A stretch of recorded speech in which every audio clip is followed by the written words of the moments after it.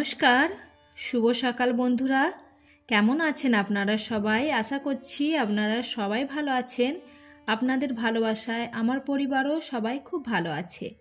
RS ফ্যামিলির সুন্দর আরও একটি ব্লগে আপনাদের সকলকে অনেক অনেক স্বাগত আর ভালোবাসা জানাই। এখন হচ্ছে সকালবেলা আর আজকে হচ্ছে মঙ্গলবার। আজকে এই সকাল থেকেই ব্লগটি শুরু করলাম। এখন একটু বানাচ্ছি মেথি আলুর সবজি। মেথি বলতে মেথি শাক। শীতকালের দিনে এই মেথি শাকটা খেতে কিন্তু খুব সুন্দর লাগে, আর আমাদের বাড়িতে সবাই খুবই পছন্দের সাথে এই সবজি দিয়ে কিন্তু রুটি খায়। সেই জন্য আজকে এই মেথি শাকটা বানাচ্ছি। মেথি শাকটা কাটতে বাছতে অনেকটা টাইম লাগে, সেই জন্য কিন্তু আমি এটা আগের দিনে রাত্রে কেটে গুছিয়ে বেছে রেখেছিলাম।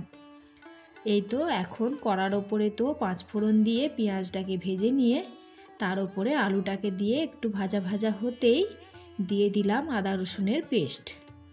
এখানে পেস্টের চেয়ে যদি আমি রসুনটাকে ছোট ছোট করে কেটে দিতাম তাহলে কিন্তু সবজিটা আরও টেস্টি হতো। আমার কাছে রসুনটা কিন্তু শেষ হয়ে গেছিলো আর এই পেস্টটা ফ্রিজে ছিল। তার কারণ আমি তো বেশিরভাগ সময়তে এরকম পেস্ট বানিয়ে ফ্রিজে রেখে দিই, তো সেই জন্য এটা ছিল, এটাই দিয়ে দিলাম। আর দিয়ে দিলাম কুচো করে রাখা টমেটো। এই সবজিটা খেতে যতটা টেস্টি হয় বানাতে কিন্তু ততটাই টাইমটা বেশি লাগে। সকালবেলার দিকে একটু ঝামেলা তো হয়ই বটে, সেই জন্য আজকে বাচ্চাদেরকে স্কুলে পাঠিয়ে দিয়েছি। হাজব্যান্ড যেহেতু ডিউটি দেরি করে যাবে সেই জন্য এই রান্নাটি করছি। এই তো এখানে আলুটা প্রায় আমার 80% মতো কুক হয়ে গেছে। এর ওপরে দিয়ে দিলাম মেথি শাকটা। মেথি শাকটাকে দেওয়ার পরে কিন্তু ঢাকা দেওয়া চলবে না, তার কারণ মেথি শাকটা ঢাকা দিয়ে দিলে মেথি শাক কিন্তু তেতো হয়ে যায়, আর এর থেকে যে এক্সট্রা জলটা বেরাবে সেটাকে খোলা আঁচেতে মানে খোলা কড়াইতেই পাকাতে হবে। আর এই তো বেশ 10-15 মিনিট ধরে নাড়াচাড়া করতে করতে অনেকটা ভাজা ভাজা হয়ে গেছে। আমার মেথি শাকটাও রেডি হয়ে গেছে। আর এই তো হাজব্যান্ড এবারে ডিউটি যাবে, হাজব্যান্ডকে নাস্তার জন্য রুটি দিয়ে দিচ্ছি। হাজব্যান্ড 2টো রুটির বেশি খেতে চায় না, তবুও জোর জবরদস্তি করে 3টে রুটি দিয়ে দিই। আবার বলে নাকি 3টে জিনিস দিতে নেই, 3টে দিলে নাকি দুশ্মনী বাড়ে, সেই জন্য তার সাথে একটা ছোট্ট টুকরো রেখে দিলাম। হাজব্যান্ড নাস্তাটা করে নিয়ে তারপরে মেয়েদেরকে লাঞ্চ দিয়ে আসবে। আশ্চর্যর কথা, এই মেথি শাকটা আমার ছোটো মেয়ে কিন্তু এর আগে কোনোদিনও খায়নি, কিন্তু আজকে এই মেথি শাকটা আমার মেয়ে অনেকটা খুশি হয়ে খেয়েছে। যেহেতু আমি ভয়েস ওভারটা পরে দিচ্ছি সেই জন্য বললাম। আর সাথে একটু দিয়ে দিলাম চিকেন কষা। সেই যে সানডেতে বানিয়েছিলাম, রাত হয়ে গেছিল, সেইভাবে খাওয়া হয়নি। আর তারপরের দিনে তো ভালোই লাগছিল না। যেমন ধরো আজকে হয়তো চিকেন হয়েছে, আবারও কালকে খাবো, সেটা খেতে ইচ্ছা করে না। সেই জন্য মাঝে একদিন গ্যাপ দিয়ে আজকে হাজব্যান্ডকে তো দিয়ে দিলাম, বাকি যতটুকু আছে আমরা দুপুরের লাঞ্চে শেষ করে দেব। আর এই তো এখন একদম ফ্রি হয়ে একটু চা নিয়ে বসছি।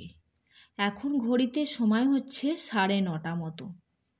হাজব্যান্ড তো ডিউটি গেছে আর এখন একদম ফ্রি, যদিও এখন বাড়ির কাজ কিন্তু সেরকমভাবে কিছুই হয়নি। আপনারা হয়তো এসব পাতা আছে দেখে ভাববেন যে নিশ্চয়ই বাড়ির কাজকর্ম কমপ্লিট হয়ে গেছে। সেটা কিন্তু একদমই না, বাড়ির কাজকর্ম কিছুই কমপ্লিট হয়নি। এ সমস্ত তুলে আবার ঝাড়াঝাড়ি ঝাড়ু পোছা সব করতে হবে।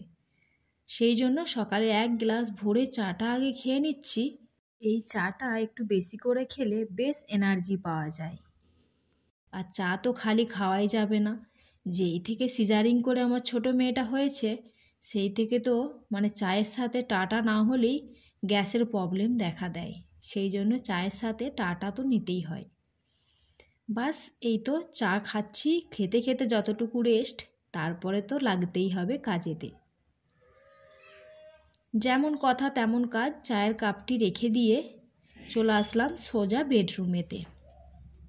বেডরুমে এখন কিন্তু আমরা মশারি রূপে এই কাপড়ের মশারিটা ব্যবহার করি।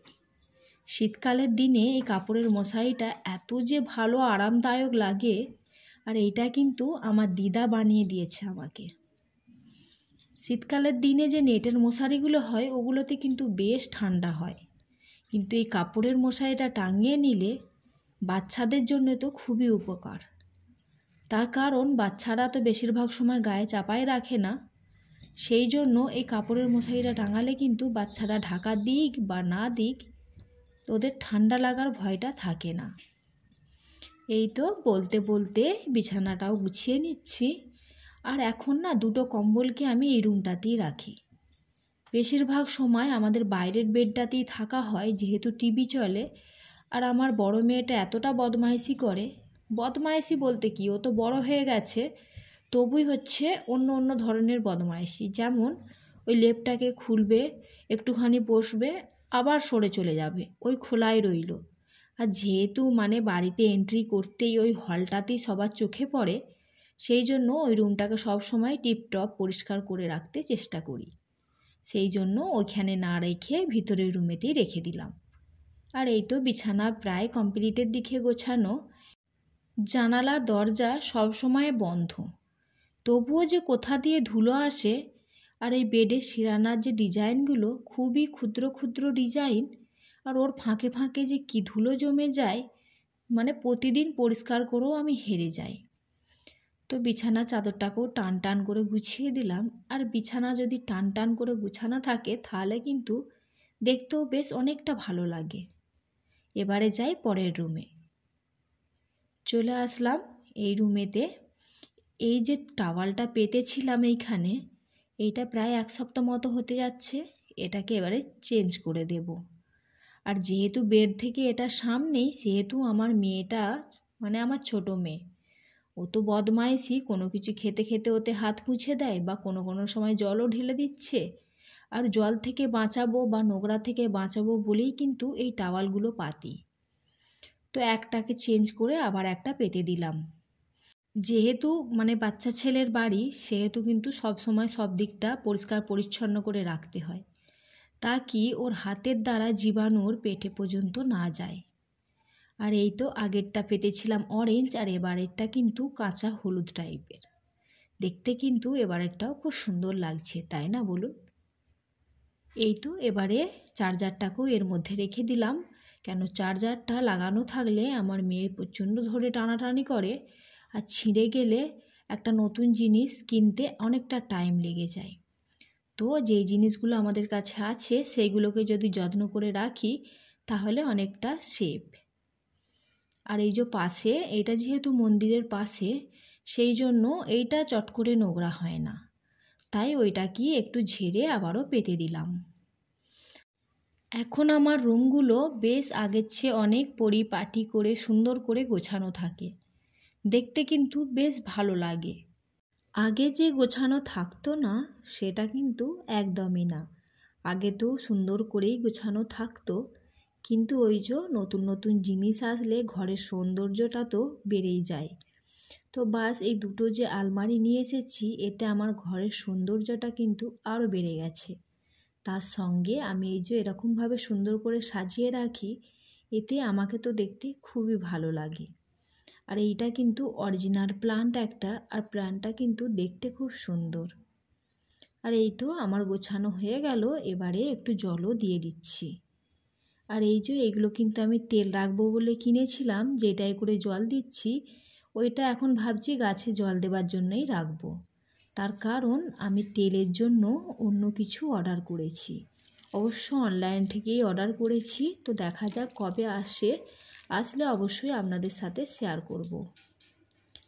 আর এই তো এখানেতে ফানুস পাম্পগুলো খুব সুন্দর হয়েছে। আর যেহেতু এখন গেটের কাছে রাখা থাকে, গেটটা তো আমার 12টা পর্যন্ত খোলাই থাকে, সেই জন্য রোদ হাওয়া সবই লাগে। দেখুন দেখতে কিন্তু খুব সুন্দর লাগছে, তাই না? আমার আজকে এই পর্যন্ত ব্লগটি আপনাদের কেমন লাগলো অবশ্যই কমেন্ট করে জানাতে ভুলবেন না। যদি ভালো লেগে থাকে তো প্লিজ একটা লাইক দিতে ভুলবেন না।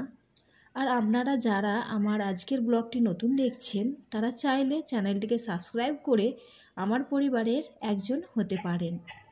আর যারা অলরেডি এই কাজটা করে দিয়েছেন তাদের তো অনেক অনেক ধন্যবাদ আর ভালোবাসা জানালাম। আর এই তো কিছু জামা কাপড় কেচেছিলাম সেগুলো মিলে দিলাম, আর কিছু শুকিয়ে গেছে সেগুলো তুলে নিয়ে চলে আসলাম। এবারে একটু লাঞ্চটা সেরে নেব। বাচ্চারা অলরেডি স্কুল থেকে এসে গেছিলো, ওদেরকে খাইয়ে দাইয়ে একটু রেস্টের জন্য টিভিটা চালিয়ে দিয়েছি। আর এই তো এখানেতে নিয়ে নিলাম একদম গরম গরম ভাত আর ওই মেথি শাক ভাজা, মানে মেথি শাক আলু দিয়ে যে ভাজাটা করেছিলাম ওইটা, আর একটু চিকেন। বাস চিকেন কিন্তু এবারে শেষ করে দিলাম, তার কারণ বেশি দিনের হয়ে গেলে আবার ভালো লাগে না, সেই জন্য যতটুকু ছিল বাচ্চাদেরকে খাওয়ানোর পরে তারপরে আমি নিয়ে নিলাম। আর সাথে যেহেতু চিকেন আছে সেহেতু লেবু ছাড়া তো একদমই যাবে না, তাই লেবু আর একটু কাঁচা লঙ্কা। চলুন তাহলে আমি লাঞ্চটা করে নিই, আবার দেখা হবে পরে।